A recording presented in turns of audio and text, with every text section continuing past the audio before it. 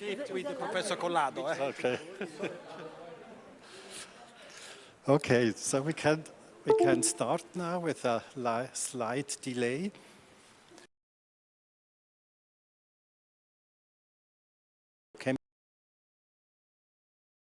She also focuses on bacteria and probiotics and microbiota and health and nutrition during pregnancy and early life period. She has also published very many papers with a Hirsch index of 72 in Google Scholar and 24,000 citations. Maria Carmen, the floor is yours.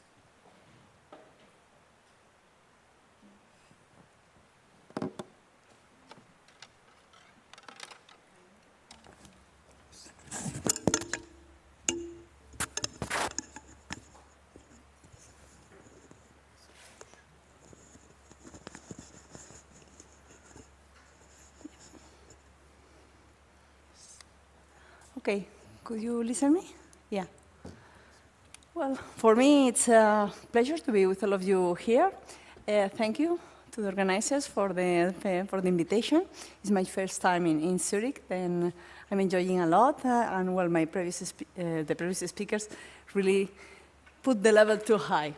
Today, I'm going to talk about the antibiotics diet and other prenatal factors that influence maternal infant microbiota and then influence the infant health.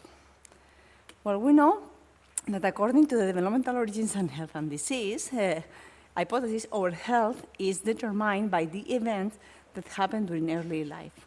And we know that early life is a critical window of opportunity where microbes are starting to colonize the intestine, and not just the microbes are important because these microbes are interacting with our immune system and even beyond with our brain, promoting the neurocognitive process, the brain maturation, etc.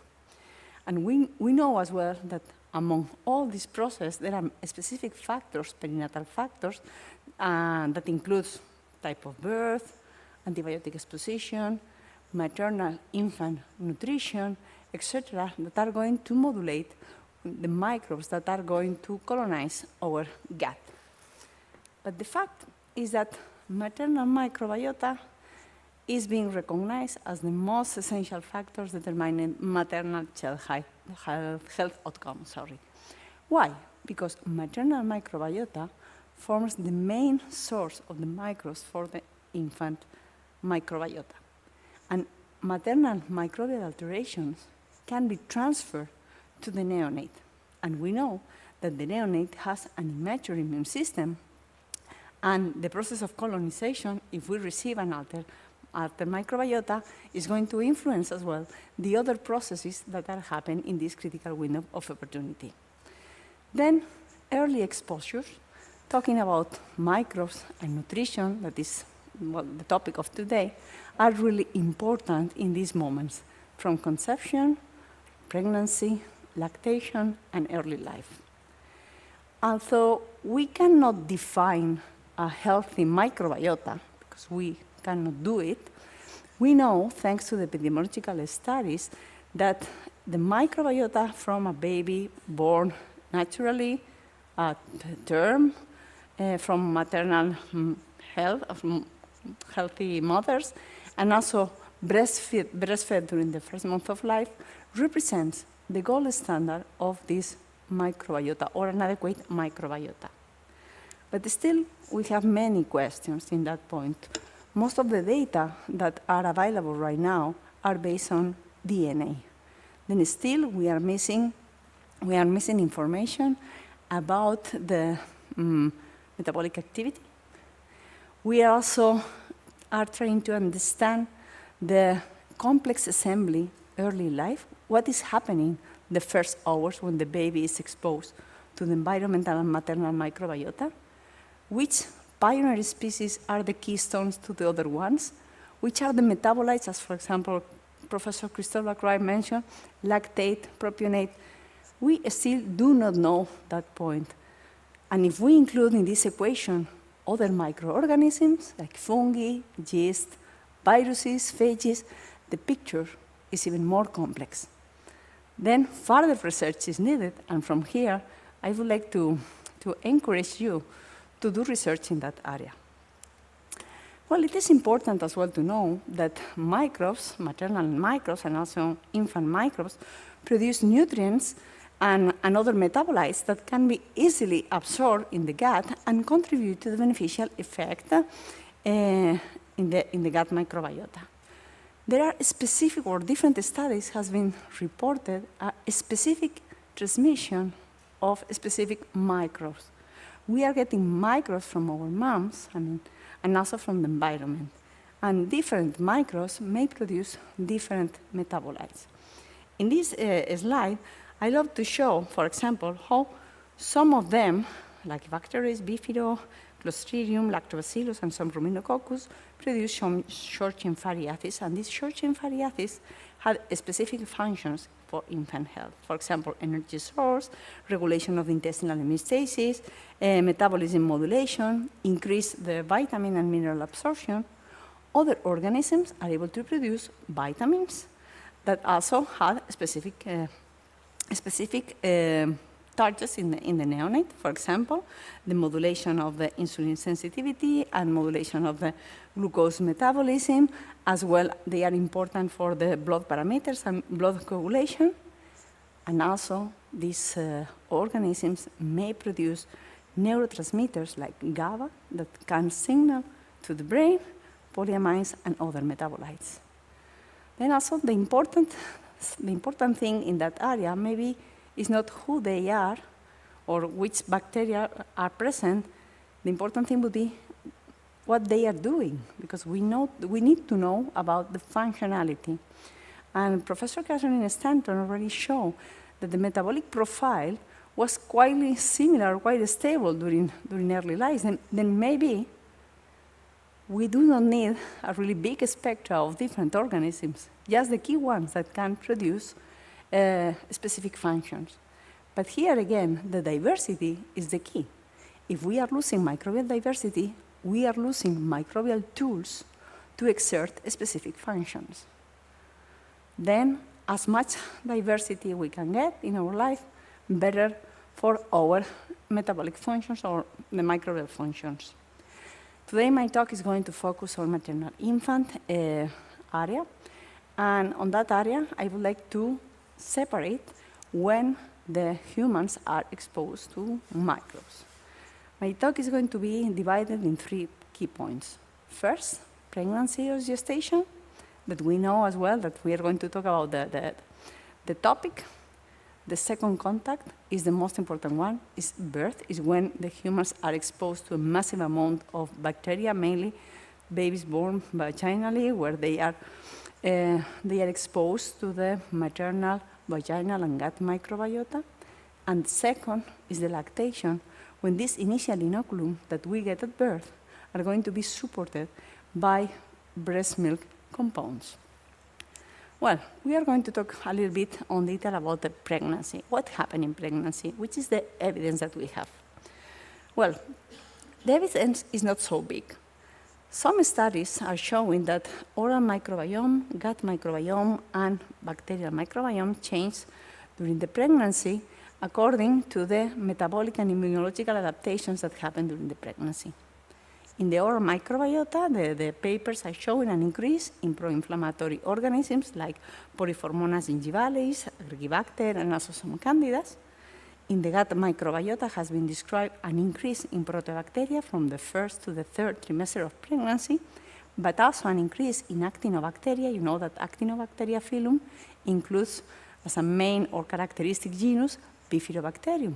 Then it's like the mothers are being prepared to transfer a specific bifido for the babies. But still, we do not know if the mechanism is like this or there are something behind. It's so difficult, as Professor Christophe Lacroix mentioned, to do mechanistic studies in humans. In the vaginal microbiota, also different studies have been shown that there is also a reduction in diversity and an increase in lactobacillus. However, although we know that there are changes, we still cannot link these changes with pregnancy outcomes. For example, risk of gestational diabetes, risk of preterm delivery, the risk of Streptococcus B infection, etc. But in literature, we can find that, for example, women who harbor less lactobacillus in the vagina had higher risk to have a preterm delivery compared to others with a normal quantity or high abundance of lactobacillus. Then, again, here in that area, we have more questions than answers, but it's true that microbial composition and microbial metabolites would exert some potential effect on the adequate fetal development, and also maybe improve or modulate the maternal health or pregnancy outcomes. In our team, we wanted to understand what would be the influence of the specific factors that can modulate the microbiota during pregnancy, for example, diet and antibiotics. In this first study, I would like to show how we check for the maternal microbiota in our birth cohort. We analyze all the moms together, just to see if we can identify specific groups or gut clusters. And we found 2 clusters, and each cluster was characterized by a distinct microbiota composition and microbiota diversity. As we collected the dietary composition during the pregnancy, we check if those moms that belongs to the different clusters had a different dietary profile. And yes, the answer was yes. And we found, for example, that in the cluster 2, we found a lower diversity and richness. The maternal microbiota was characterized by higher abundance of Blautia, Roseburia, Faecalibacterium, and Bacteroides. And this cluster was associated with a higher intake of fiber, omega-3 fatty acids, and polyphenols. We also check if the fat was associated, the intake of fat or less fiber was associated with a higher or lower intestinal permeability, try to connect with the potential gut enteromammary pathway, where it's supposed that at the end of the pregnancy, there is an increase in gut permeability, and some bacteria from the gut can travel to the mammary gland through dendritic cells, etc. And we wanted to check if diet would modulate this permeability. And our answer, or the answer of our results, was yes. We found that that lipids, high intake of lipids, mainly saturated fatty acids, increase a lot the intestinal permeability of the moms, measured with sonulin in the fecal supernatants. But the interesting point is that these maternal clusters, that implies microbiota and diet, were also associated with a distinct immune profile in the cord blood. We analyzed cord blood samples from moms, for babies, from cluster 1 moms and cluster 2 moms, and we found, for example, a different profile in immunoglobulins, some interleukins, like, for example, the cluster with high fiber intake and polyphenols with a higher interleukin 2, 5, interleukin 6, where the other type of maternal cluster and diet were associated with a higher, higher presence of adenopectin. And interestingly, but we do not know why, we found that the higher C-section rate in that group, because most of the moms were gaining more weight than the other ones. Is the diet? Is a casual finding? We do not know. We are trying to replicate this study in a bigger cohort, because this was not a powerful study. It was just a pilot study to identify if we can link, because our hypothesis is that if moms can transfer a distinct immune profile, maybe babies will be ready in some way to accept some bacteria in their gut compared to the other ones. And the case was yes. When we check the neonatal microbiota and the first pass infant microbiota, we found that specific maternal dietary compounds were associated with specific bacteria present in the neonatal gut.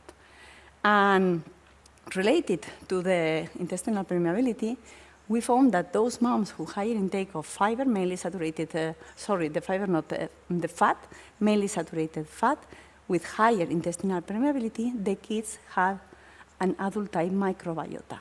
And we know that the colonization, as Professor Catherine Stanton mentioned, is a really complex stepwise process where First, some species in low diversity are building the adequate environment for the other ones, and they are maturating and developing the microbiota.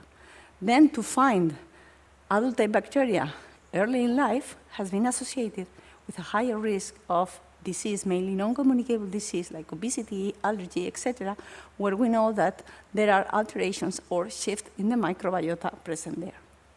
Still, this was an observation, and we want to know, and we want to do more things to try to understand all these things.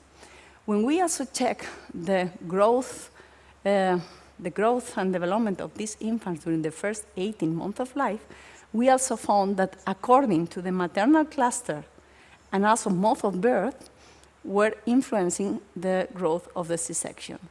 In that case, C-section born babies from a high-fat diet intake in the moms were in risk of obesity according to the theta scores of the World Health Organization at 18 months of life. Again, it was an observation. We want to see more. We want to do trials in animal models to try to check if the maternal diet had this influence in the microbiota that can be transferred to the following generations. More things. We also are interested in the brain development, and in this study, we check how the maternal obesity would influence the neonatal microbial colonization and also the cognitive development during the preschool age of PRIN. And we found, in collaboration with an Italian team, we found that gut microbiota and reasoning skills were different and were predicted by the maternal overweight and also weight gain over the pregnancy. And the gut microbiota at birth, which is the moment when the infants are exposed to the maternal microbiota, were correlated with a practical reasoning at 36-60 months of age. This study was an observational study in humans, but we wanted to know a little bit more, and we developed a study in animals trying to identify if the microbial signatures relating to the reduced memory and exploratory behavior in the offsprings of overweight mothers in a murine model would play an important role, and we found that yes. Obesity in moms are influencing not just the microbiota in the pups, but also the behavior and neurocognitive development. Now, birth. Well, I think most of you know already what happened at birth. According if you're born by C-section, you are exposed to antibiotics, etc., you are going to receive a different microbiota profile. For us, in the maternal neonatal microbiota, we found, or putting different studies all together, we found that obese women with a distinct microbial composition, during pregnancy also different changes were observed, and this altered microbiota was transferred to the neonates, and links with other observations where we found in a Finnish cohort and also in a Spanish cohort where infants who develop obesity or overweight at 7 years of life have these alterations. In that case, the characterization was that obese kids, obese mothers, and changes during the pregnancy were associated with lower abundance of bifidobacterium. These studies were before the sequencing, and we would like to complement these studies with a new generation sequencing, because one of the gaps that we have actually in our field is that we are not able to compare the results that we did with 454 pyrosequencing, then with Illumina, then at the end we are providing evidence, but we cannot combine the evidence. Then I think this is a big problem, and hopefully the biocomputational tools will help us to solve this problem. More things. Well, talking about bifido, well, in this study led by Nicola Segata team, they found that maternal microbiota is the main source, and specific bifidobacterium from the gut, maternal gut, were the ones who were established really well in the gut of the babies. What you can see here is Bifidobacterium longum. You can see the different time points, and here again other Bifidobacterium. Then Bifidobacterium seems to be adapted to be transferred to the neonate. And as you remember, during the pregnancy, there is as well an increase in bifido. Then maybe this is a biological thing. Well, we do not know still. But it's important to know that moms matters in that case. And science also are not taking in so much consideration the moms, because there are many information about the infants, but moms are in closely contact with the infants during these first 1,000 days of life, and anything, any factor that influence maternal behavior, maternal mental health, maternal diet, are going to influence as well in the baby in a different ways. And still we do not know this side. Well, in our team also we were trying to identify the relevance of the environment. Because, well, C-section and vaginal deliveries at hospital, well, there are a big difference, mainly by the use of antibiotics. But we had the opportunity to include in our study a naturally birth at home. In our place, there is a specific protocol. Not all the women are able to have the birth at home because you know the risk that can happen. But some of them, we were the opportunity to collect the samples and to analyze the maternal infant microbiota. And interestingly, we found that infants who born at home had a really huge richness in bifidobacterium, even more than the vaginal. Maybe the environment, because we know that the hospital is a clean environment with a pressure of different antibiotics, while at home there is a other type of environment, not common with antibiotics, maybe a dog or siblings before the baby, and there is a higher microbial diversity environment, and this was reflected on the baby. In our team as well, we found that antibiotics were horrible, mainly when the kids were suffering repeating courses of antibiotics. The microbiota was really affected. And now we are trying to identify, because, well, you know that not all the microbiotas are responding in the same way to the antibiotic treatment. And why? Because, well, there is the specific resilience in the gut. And in our studies, we have really a small number of individuals included, and we cannot see the different groups. But I think it's a nice possibility to do for future, or maybe in collaboration, because at the end, we need to put all the efforts together to try to understand what is happening here. Interesting thing as well is that we ran some in vitro studies with the fecal supernatants and the fecal bacterial pellets from the C-section babies compared to home birth. We were checking the activation of the TLR4 and NF-kappa B pathway. We also checked the activation of a specific immunomodulatory response, and we found big differences. Then something is there, and we need to do more things. As well, we were so interested in combining the microbiota from different places. We compare mothers and infant microbiota from Spain, from Finland, from China, from South Africa. Now we have some cohorts from Argentina and Ethiopia, etc., because we want to understand if the location, understanding location as different lifestyle, different diet, different genetic background, even different climate, because you know, climate change also are going to affect our microbes. And we do not know exactly how deep would be this impact, because also diet will change with these problems. And we found really nice in differences, but again, our studies were based in DNA. In some of them, we have some metabolite profile to try to link the activity, and we found as well differences, but we are aiming to include more studies here. And not just we are interested in the gut microbiota, because there are other microbiotas in the infants that are being evolved during early life, oral microbiota. And in our team, we study the oral microbiota development during the first 7 years of life, and we study the factors affecting this oral microbiota development. And again, breastfeeding practices, antibiotic treatments, and mode of birth were the most contributors to the oral microbiota composition. As I told you, we are interested in comparing different locations, and we are also interested in comparing Western versus non-Western microbial communities. And in this study, in collaboration with Nicola Segata team, we checked the Ethiopian infant and their mothers, and we found that despite our hypothesis, the transmission was less than in the Western communities. We expected to have more similar microbiota in moms and babies, but it was not the case. We found bacteria from the environment, from the soil, from different products. Then maybe as they are in a rich environment, maternal microbiota is not the unique source of microbes. There are others.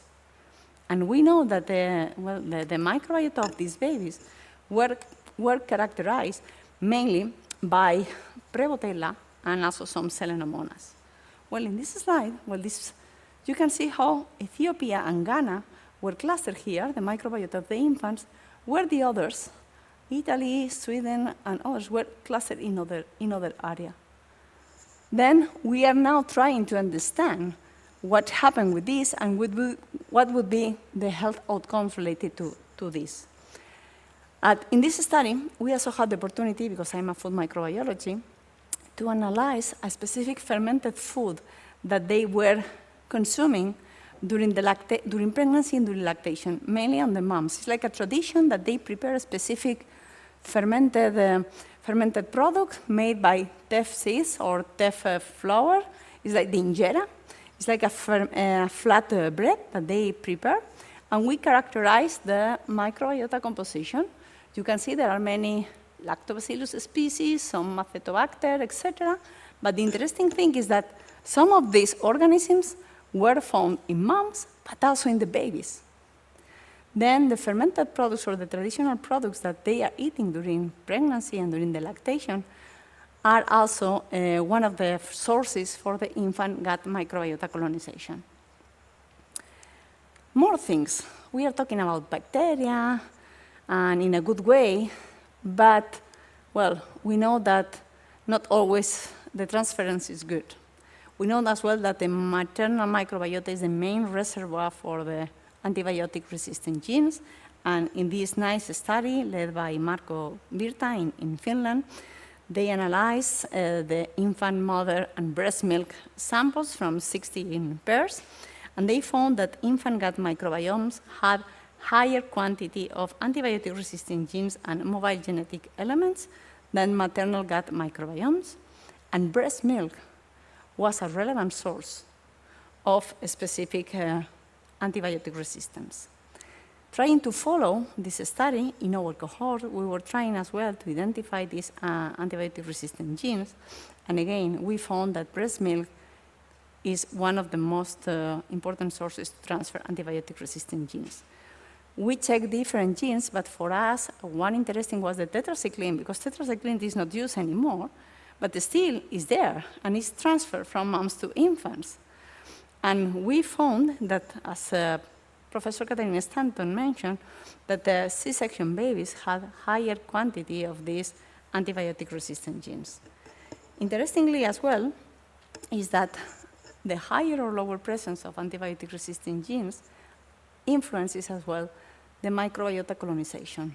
Now we are trying to include all the data set we have, that is around 200 women, to see if we can increase and show the influence of antibiotic-resistant genes in breast milk. And this breast milk was, the antibiotic resistance were mainly associated with Staphylococcus, because we isolate some Staphylococcus and other organisms present in human milk, and we found in that isolate specific antibiotic-resistant genes. Then we have the bacteria that is going to be transferred, and also we found the reservoir in moms and in babies. We also make a big pool of maternal infant microbiotas, and we check for 384 genes with a smart chip in Finland. And again, we found that infants had higher quantity of antibiotic-resistant genes and also mobile genetic elements. And as you can see here, this is the number of different genes that were found, and here the detected genes. You can see around 200 genes, and here less, around 100. Then still, we want to check specifically which, using qPCR to quantify the specific genes that can be transferred and, important, can persist during time. Well, now the last block is the breastfeeding. Well, you know that the breast milk is a really complex food, and beyond the nutritional aspects, is also providing to the humans a wide spectrum of different bioactive compounds, and among them, oligosaccharides, microbes, and other immunosubstrates that can be transferred. The complexity of the human milk is that milk changes according to the requirements of the neonate, and is not the same in composition in colostrum, that represents the first milk that we get, and it's important because it's highly enriched in immune components. Transitional milk, that is more or less the milk from the first week to 15 days after delivery, and then the mature milk that represents like 20 days, 1 month after birth. But also, breast milk composition change during the day, change between fats, change in nights and days. And for example, recent studies also have been shown that change if the baby is a male or a female. Then we are still trying to understand what is in breast milk. But today we are talking about microbes. I'm going to talk about microbes, but my colleagues already mentioned, well, you know that microbes are present in human milk. Thanks to the next generation sequences, we know more about the presence of these organisms. It had been described that around 700, 800 species can be present in human milk. But the relevance is that this microbiota profile is quite personalized. I mean, there is a huge variation between moms. And if we consider that also change during the change during the lactation, change if the moms are exposed to antibiotics, change if the moms had a different health status.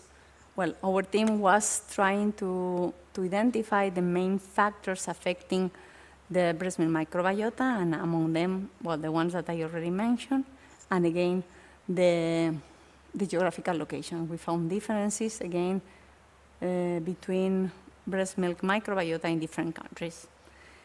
But also, and thanks to a casual finding, we found, trying to isolate bacteria in milk, we found a big colony with a characteristic smell like a bread. I say, okay, what is this? We make a staining, we check under the microscope, and we found a really big size like lemon. Say, why, this is a yeast. Well, this is a contamination. Or maybe they are yeast. Then we develop a specific study to try to identify, using different techniques, culture-based techniques, molecular techniques, and next-generation sequencing, the presence of different fungi and yeast in human breast milk. And we found, of course, the second study was trying to identify if just the woman from Spain harbored this type of fungi and yeast, but not. We found that in Finland, in South Africa, and in China, they also have this fungi. And the following question is, well, what they are doing there? They are contamination, because through the enteromammary gland pathway, maybe they are too big to reach from the intestine to maybe a contamination. Then here, our reflection. Do we need to identify what is in breast milk? Or we need to think about the breastfeeding as a transference of microbes independently if they are from breast milk, from the maternal skin, from the environment? Because it's I think we need to think about a global thing. Well, just to discuss later with all of you. And other teams also were trying to find other organisms. And human milk contains as well viruses, phages, and even archaea. say, come on, what they are doing? Well, they are there. Still, the field is evolving, and we do not know what is going to happen in future. But in our case, with the yeast, we start a collaboration in our own institute with a team expert in yeast, mainly winery yeast. But we make a comparative genomic analysis because we run the whole genome analysis of the specific Saccharomyces cerevisiae that we identify present in human milk, among candidas and other organisms, the other fungi and yeast that we found. But Saccharomyces was interesting for us because also it's considered as a potential probiotic. Then we wanted to know the potential origin. And when we compare the whole genome sequencing of this with the beer, with wine and bread, we found that breast milk Saccharomyces were clustered together with the bread yeast. Then the question is here: is a contamination, the environment, maybe as of food, even is not directly eaten, is yet the exposition to different foods or fermented foods may influence as well the presence of different organisms in breast milk that are going to be transferred to the neonates. Then we study how maternal diet may influence the breast milk composition, and we found again, I know that I'm telling you a lot again, but it's true that maternal diet is influencing all the microbes that are present in the human body, not just the gut, also the oral and breast milk. And we found that Bifido and Staphylococcus were associated with a healthy diet, again, well, with higher fiber intake and lower intake of saturated fat. And not just the breast milk microbes were influenced by diet, because we also found that oligosaccharide profile was influenced by maternal diet. And in parallel, other study in US shows similar approach. Then the influence of the maternal diet is more than we expected. And there is not information about the maternal diet influence in other compounds like immune markers, proteins, peptides, fatty acids. We do not know the complex relationships among all these components and which are the factors that are affecting them and are being transferred to the neonate. But I would like to talk about one example that is really nice for us and is related with one specific compound present in human milk, is the choline, betaine, methionine, and other compounds. And we found, for example, that betaine and all the other one-carbon compounds were associated with a weight for length zeta score. Lower betaine were associated with a higher zeta score. That means higher risk of overweight and obesity later in life. This was replicated in two different cohorts. One in US, that was the first one, and we were trying to replicate in our cohort in Spain, and we found the same. In our case, we had data at 1 month and 12 months, and we found that the effects of the betaine were observed as well at 12 months of life. The next step was to understand in an animal model how the maternal betaine supplementation would influence the microbiota and also the adiposity. And we found that maternal betaine, increases the Akkermansia presence in the mice and also decreases the adiposity. What you can see here, this is the milk betaine in the pups, in the mice without consumption of or supplementation of betaine compared to the ones that were provided with betaine. Weight gain, the meal intake, no differences, but for example here the Akkermansia was higher in the pups, in the moms who get betaine. Then trying to see, as we have the data in the microbiome, we wanted to check if our kids had different microbiota profile in terms of Akkermansia. And again, we distinguish in low betaine and high betaine in the milk. And at 1 month, we didn't see differences in our cohort, but at 12 months, we found differences. High betaine was associated with higher presence of akkermansia in kids. Then the next step was to try to provide akkermansia and to see the metabolic effect. And we found how this Akkermansia muciniphila pasteurized, because we provided pasteurized Akkermansia, had an effect in the long-term metabolic effect in terms of visceral fat, body weight, and also tissue weight. Well, this study was really nice because it shows a link between the breast milk compounds and also the long-term metabolic health in the offsprings. Then to conclude my presentation, if maternal microbiota is so important, can we modulate maternal microbiota to improve the microbial transference? If yes, how we can do, or when, or with which type of interventions? Should we focus on pregnancy or lactation in the mom side, or even before fertility, or in the babies? It would be enough with dietary counseling or specific recommendations, or probiotics, prebiotics? Just a couple of examples. Probiotics during pregnancy impact on a specific compound present in human breast milk, TGF-beta2. This is an anti-inflammatory cytokine that promotes the oral tolerance and also promotes the IgA induction. And in the group with consumed probiotic is higher. But also probiotics during the pregnancy impact the oligosaccharide composition and diversity in human breast milk. But last but not least, what about the restoration in infants that are born by C-section exposed to antibiotics? Recently, these two papers published in Microbiome are asking about should we modulate the neonatal microbiome and what should be the goal? And more data is needed on the microbiome seeding.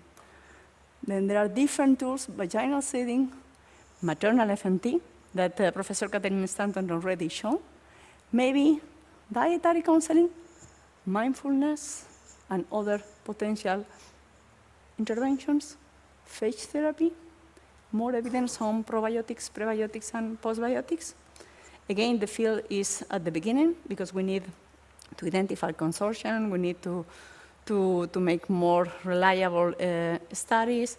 We need to understand short and long effects. We need to standardize protocols. We need to also think about the rationale of these studies. And we cannot lose the impact of the ONS microbiota, because we know that the microbiota in different parts of the world is different and may respond in a different manner to the specific interventions. Then, well, thank you very much. Just to conclude, we need to understand more the role of the maternal microbes, because it will help us to develop new strategies aimed to benefit at microbiological level, immunological and metabolic programming to our kids and also our population. Thanks to my team, my collaborators, funding agencies, etc., because without all of them, well, today I would be not here. And thank to all of you to stay this long time, listen to me. Thank you.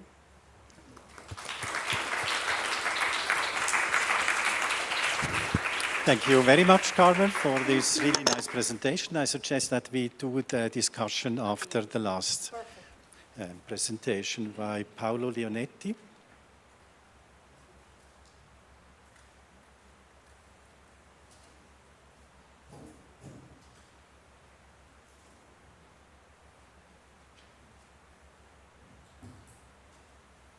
Paolo Leonetti is a full professor of pediatrics at the University of Florence and head of the Pediatric Gastroenterology and Nutrition Unit at the Meyer Children's Hospital in Florence. He is a clinician with special interests and scientific activities in pediatric IBD, celiac disease, and mucosal immunology. He's a specialist for child malnutrition in developing countries and a specialist for gut microbiota in children living in different environments. Paolo